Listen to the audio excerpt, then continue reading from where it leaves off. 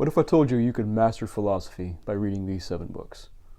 Well, I think I'd be lying by exaggeration just a little bit, but not by as much as you'd think. By reading these books, I'm confident that you will know more about art, politics, religion, metaphysics, ethics, just from reading these few books. And even if you don't fully understand or fully read the books, if you have a partial understanding. At the end of the video, I'm going to give you some tips and some tools for understanding these things. I did this the hard way, and I just picked up a random philosophy book by William James, and I read it. I realized I was a little bit in over my head because he was talking about things I wasn't familiar with, and I had to sort of branch out.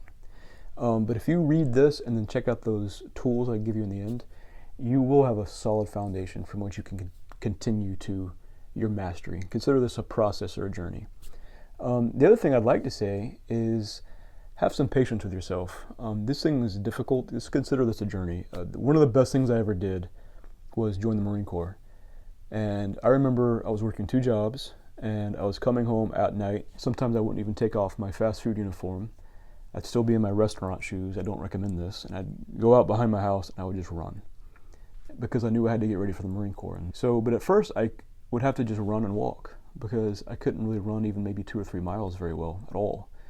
So I would run a little bit, sprint a little bit, and then walk. And then I'd run some more, and then I'd walk.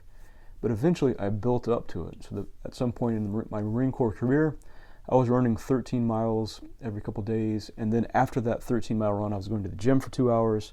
And it was just normal for me, but I had to sort of build up to it.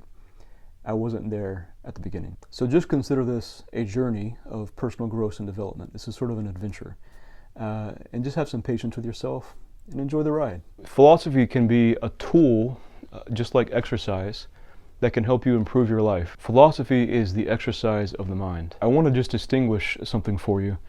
There's really the current state of philosophy, not as an industry, but something like that. It's the state of the academic, the institutions that teach philosophy, the graduate programs that are cutting philosophy departments across the country for whatever reason. It's the difference between analytic philosophy and continental philosophy. But what interested me was really the historical tradition of philosophy, how the East and West relate to each other, and the development of ideas in this conversation. Some of these concepts are just going to be foreign and mind-expanding for you. So please just have some patience with yourself. Another thing is to think about these topics a bit syntopically, as a man named Mortimer Adler would say, and that means sort of try to see the bigger picture. Now you can master a certain topic as much as you want, maybe ethics or metaphysics or epistemology, but really I think what's been helpful for me is to see this ongoing conversation and how these different ideas relate to each other and how these different thinkers would engage with each other throughout time. How would Nietzsche and Aristotle probably engage in a conversation? I can have some estimation of that simply because I understand Aristotle's ideas to some degree and I understand Nietzsche's ideas to some degree. If you learn to think about that over time, it will really give you a bigger picture, a deeper picture about the state of the world today. Now, I've had some religious friends push back and say, you know, why should I study philosophy? I have the scriptures. And I would say, I understand where you're coming from. They'll typically quote a verse by Paul saying, you know, don't be deceived by vain philosophies and philosophies of men. One, that's not particularly what that verse means. And two, Paul himself was a very well-read person. If you look in the book of Acts or in his letters, he's actually engaging with pagan thinkers of his day. Something I've found helpful on this is 2 different approaches in ancient Christianity, where that from a man named Tertullian. He had some problems in his thinking for sure, but the man said, what has Athens to do with Jerusalem? In other words, we don't need philosophy, we don't need Aristotle, we don't need any of these things. We have Christ and the scriptures. And to an extent, I think he's correct, but not 100%. He took it too far. A better approach, I think, for Christians would be that of Justin Martyr, who was able to read and engage with the pre-Christian Greek philosophers and see the truth in what they were saying. Because as Paul says in Romans, God is not far from any one of us. In him we live and move and have our being. He's quoting a pagan there, by the way. And that we can sort of reason about the world and come to the conclusion that some truths in Christianity exist. I think that Aristotle and Plato were doing something very much like this. as was perhaps Lao Tzu in the East. All truth is God's truth, and I think it's worthwhile to try to learn truth. I will say also that if you happen to be an atheist or a secular person, and you say you don't need to learn anything about theology to study philosophy, I mean this politely, but that would just show that you haven't read very much philosophy.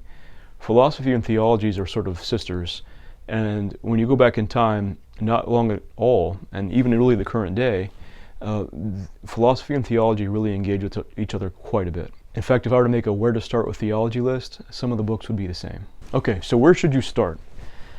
I'm going to give you some difficult books, and I'm going to give you some tips for understanding those books, and I'm going to give you some easier to read books. Someone once said that all philosophy is really footnotes to Plato, and I think to some extent that's true. There were things called the pre-Socratic philosophers. These are philosophers pre-Socrates, and we can know something about those guys and what they thought, and they sort of kicked off this conversation in Western philosophy. But really Plato is the one with his Republic and multiple of his writings that is just sort of foundational to understanding philosophy in general. So I would recommend eventually getting around to Plato's Republic, and I would also recommend Aristotle. Now, Plato, of course, famously thought with his theory of forms. Aristotle sort of brought it back down to earth. There's a famous piece of art that sort of shows this, Plato thinking upwards and Aristotle trying to bring it back down, and that the form of a thing would be really embodied in a physical thing. And you can sort of see the differences between these two men. But Aristotle, here's two difficult books I would recommend that you read. And these books are worth reading more than once and being patient with yourself. The Nicomachean Ethics is Aristotle's one of his primary texts on ethics. And when you read his books on ethics and another book on metaphysics, you're going to see certain nomenclature that is repeated time and time again in philosophy, including through the Christian period. So Aristotle is going to start seeing something like a virtue as sort of a mean between two sort of extremes. For example, courage might be a median, proper, healthy middle ground between brashness, someone who might be brave but is just brash and unrestrained, and too much timidity or cowardice. And he sort of lays out the virtues in this structure, and I think that's very helpful, and it has caught on in the Western tradition. He also has different discussions about what he calls the causes. Now, this threw me off when I eventually read that portion of his work, because cause, I tend to think of something just as an efficient cause, sort of like one domino knocking over another. But Aristotle lists different kinds of causes, and when you see what he means by that, it's very helpful, and it actually became very influential in Western thought. And I think discarding that framework has been part of the problem in current Western thinking. So read Aristotle, his Metaphysics, and the Nicomachean Ethics. I would recommend that, and Plato's Republic. Now, jumping forward quite a bit, it might be helpful to you to read St. Augustine. He wrote something called The City of God, and he wrote something called Confessions. Now, this is influential in Western thought, but it isn't just philosophical, it is very theological. Now, if you don't have time to read that whole beast right now, I would recommend just trying to know something about it. That's a book I have to come back to sort of remind myself exactly what Augustine thought about certain things. But it is worth knowing something about. Jumping forward again, this figure is certainly worth knowing something about. This man is Thomas Aquinas. He's not an easy thinker. This is not an easy read. I have not read his entire Summa, which is this giant tome of a book that he wrote. But this is the selected writings from that, and I've read massive portions of this. And again, I had to read them several times and then even get some help in having those explained to me. Even translated in English, the concepts were difficult, so be patient with yourself. But Aquinas is going back to Aristotelian nomenclature, and he's wrestling through Christian theology and even philosophy of the state. And so you can get a lot about what the High Middle Ages thought about Christian theology and even different views of government, society, from Thomas Aquinas. So coming into the early modern world, keep in mind that the Reformation had just happened. This is Martin Luther sort of taking issue with certain things in the Catholic Church. Some of it I can understand, where he was concerned about some of the corruption that was taking place. But when he left the authority of the Catholic Church, it really did open up a lot of avenues to skepticism. I don't think that's what this gentleman intended, but it is what happened. So philosophy, art, culture, views of the state really began to change because of the events and the aftermath of the Reformation. And one of the gentlemen coming out immediately after the Reformation was René Descartes. This book is a little bit easier to understand. It's not too difficult, but he has several meditations in this book. This is called his Discourse on Method, and really what I'd recommend is Meditations on the First Philosophy. And Descartes is really just trying to understand how we can know anything. I've even had friends, multiple friends, sort of ask me that. Skepticism has really set in, even in modern American Christianity, so where we're just uncertain about so many things. And I can understand and relate to those people, but I think having the context of how that skepticism and uncertainty developed is very helpful.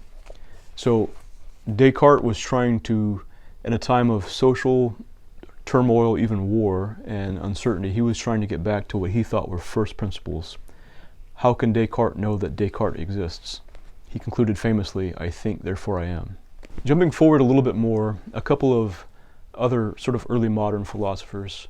Just know something about John Stuart Mill.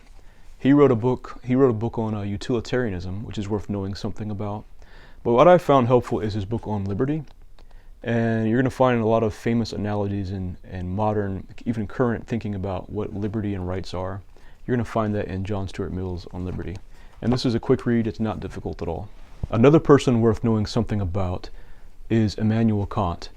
And he is a little bit more difficult. So scholasticism, or the philosophy, the theology of men like Thomas Aquinas, have been sort of discarded and cast out. A fellow named William of Ockham, if you've heard of Occam's razor, had come along. This influenced something called nominalism, which is sort of like reduction of the thing to its sort of basis elements, which really did influence Martin Luther. And I think they just reduced things too far. That has sort of reduced the historic worldview of the West. Enter Immanuel Kant a little bit later during the Enlightenment, and I think he is a very intelligent man, and he is trying to really basically reinvent an entire system, is how I see it. He's trying to reinvent a system of morality, of epistemology, or how we know things, and he's sort of, I think, trying to reinvent the wheel almost from scratch. Very intelligent man. Now my take on this is no one person, however intelligent, can reinvent the entire world from scratch. No one generation can reinvent the entire wheel from scratch, much less one person, however arrogant or intelligent this person is. But Immanuel Kant is worth knowing something about. This is his critique of pure reason. And if you can't get through this beast, it is a little bit boring, quite frankly. I would recommend just trying to know something about that. It'll help you. By the magic of YouTube, Future Roger jumping in here. Another book Kant wrote that's worth reading, and is quite a bit easier, is a book called What is Enlightenment? So remember that Kant is sort of an Enlightenment philosopher, and he's, I think, engaging with and responding to the skepticism that resulted from early modern philosophy with things like Descartes and then later Hume. And he's trying to build this sort of a new system of how we can know things. He's engaging with rationalism, we can just think about things, and empiricism, that we can just observe things. And, there's philosophers like Locke who thought we were sort of blank slates and that we have to just get all of our knowledge through observation. I think he's almost trying to bring those two systems of thought together. But in his very Enlightenment way of thinking, he does he's been awoken from his dogmatic slumbers, the past. And he is, I think, assumes that human beings are getting more reasonable and rational, and that as we move into this, scientific future of liberty and progress, things will just kind of keep getting better and better. I think that's the general assumption that Kant seems to have. I think that centuries of history since his time have proven that that assumption was naive. In some ways we've certainly gotten better, but not unilaterally. And keeping some of the wisdom from the past was certainly something we should do. But if you can't stomach critique of pure reason, What is Enlightenment is a pretty good book. Two more for fun, and then I'll give you some tools to help you understand all this. Cicero's The Republic and the Laws. This was a little bit influential on our founding fathers, and this is worth reading. It's not difficult. I'd also recommend Marcus Aurelius's Meditations, and this is not a difficult book. I'm not sure that the man intended it for publication. It is really just his meditations. He is thinking through life and a difficult time. He saw war, and of course his son wasn't the best man, and he is trying to focus on Stoicism. Now, Stoicism as a philosophy is so much more than restraint, and I think as a philosophy, Stoicism doesn't particularly work. But the restraint that Stoicism taught, that Marcus Aurelius taught, though he takes it too far, I think it is sort of a counterbalance to the pleasure-seeking hedonism, just do it if it feels good, consumerism of today. Have a little bit of restraint. So I'll be honest with you, I'm fallen victim to the consumerist world quite a bit. Times in my life I've eaten way too much fast food. And Marcus Aurelius' meditations are sort of how to distance yourself or be restrained from the impulse to pleasure. I would counter that out. Personally, I'm a Christian. I would counter that out with the book of 1 John in the New Testament. So here are a few tools to help you on your journey here. One is a book by a gentleman named Ed Fraser. Now, he is a professional philosopher who was an atheist, who began studying the works of Thomas Aquinas so that he could better teach it in his class, and became so convinced by the arguments that he converted to Catholicism. He has a book, an introductory guide to Aquinas. In that book, he breaks down Aquinas' system and arguments in a very easy-to-read, modern English nomenclature. It's not a long book, but it's certainly worth the effort and the few dollars that it is. It'll even help you understand Aristotle's system of metaphysics a bit better. A couple of YouTube channels / podcasts. Now, I'm not trying to say that they're right on everything or that I agree with the worldview, but if you want to just sort of have philosophers explain things to you in a simple, easy to digest way, Greg Sadler is on YouTube, and he really does a good job breaking it down. In the Marine Corps, we'd say Barney style.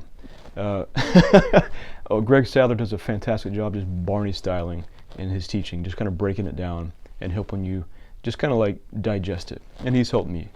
Another person there's a podcast called the Overthink Podcast, and she does a fantastic job in a concise way, explaining things like Jean-Paul Sartre's The Look, just various topics if you want to know about those. So what I recommend is looking up Ed Fraser from a Catholic perspective, and then Greg Sadler and the Overthink Podcast, and you can just type in, search for those, whatever topic you're looking into. Now, I used to recommend a guidebook through the history of philosophy by Bertrand Russell.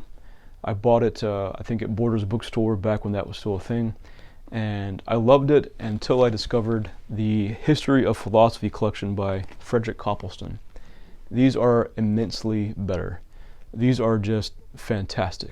So if you don't have a lot of money, I bought a lot of mine on thrift books for, I think at the time, like $3.50. They might be more now, but you can save a lot of money getting these books in decent condition, used. And so I bought this nice hardcover copy here, and this is volume 5, and I have, volume 1 where he starts with Greece and Rome and begins to lay the foundations pretty well.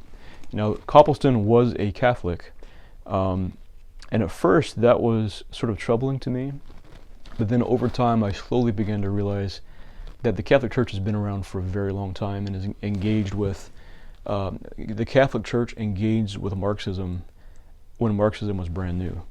The Catholic Church is pre-capitalist, so they were engaging with, for all the good things about capitalism, the Catholic Church was putting out social documents, social teaching about the downsides of capitalism during the industrialization period when workers were losing their rights, when the worker guilds were taken away. The Catholic Church has just been around a very long time, and so I began to realize they've been engaging with all these different ideas, and so this Catholic philosopher saw the bigger picture because I think he understood Catholicism very well, and he understood the history of philosophy very well. So don't let that be a turnoff to you. I think he sees the bigger picture quite well, and he's great at explaining it, better than Bertrand Russell. So once you read these, and maybe read Aristotle a few times, Some of these are easier than others. I think it can enrich your life. It certainly enriched mine. It can help you understand theology a little bit better, the current state and views of society, and modern ideological arguments and squabbles. You'll just start to see the bigger picture a bit better. Now, not everyone needs to be a professional philosopher, of course, but I do think knowing something about it, just having that wisdom and understanding, will sort of shield you against some of the ignorance that's out there today. Well, I hope this has been helpful. If you don't mind, liking the video does help YouTube to know that it's not a totally waste of a time video. And whatever you do, I hope you know that your life matters, someone somewhere loves you, and that there's always hope. As always, thanks for watching. God bless.